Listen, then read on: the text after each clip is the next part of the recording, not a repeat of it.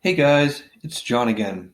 This week I'm going to show you guys a flower coloring experiment where we can change the color of white flowers by putting their stems in colored water.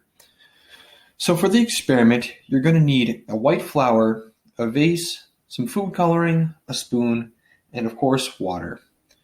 So in my experiment, I ended up using 3 vases of water and 2 different types of food coloring. And the third vase was just water with no food coloring so that we can compare all the trials to each other. So I'll take you guys through the procedure now. To begin with, I ended up adding food coloring to each of the vases. So I started with the red food coloring, and I gave it a thorough mix. For the best results, I actually would recommend using less water and adding more food coloring to the water itself. This will concentrate the solution, which is important because the darker the color, the darker the petals of the leaves will be later in the experiment. Furthermore, when you concentrate your liquid, it speeds up the process so you don't have to wait as long.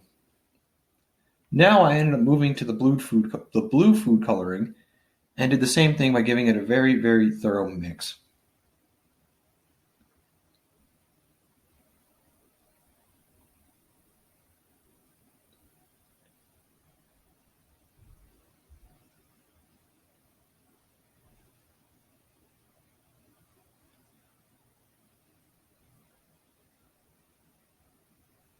Now that I mixed all the solutions together, I ended up adding one white rose to each of the different pots.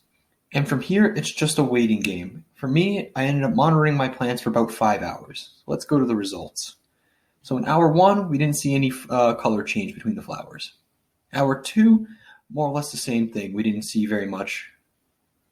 Hour 3, I know it's getting a little boring here, but there wasn't much color change. Thankfully, the 4th hour, we saw a little bit of color change in the red vase.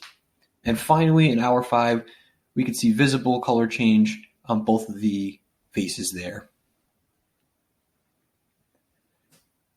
So to explain what's going on here, on the petals and leaves of plants are very tiny holes called stomata, which you can see on your screen here.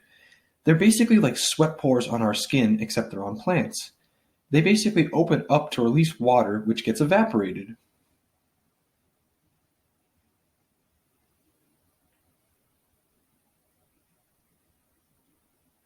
Plants also have another structure called the xylem, which runs up the entire stem and into the leaves.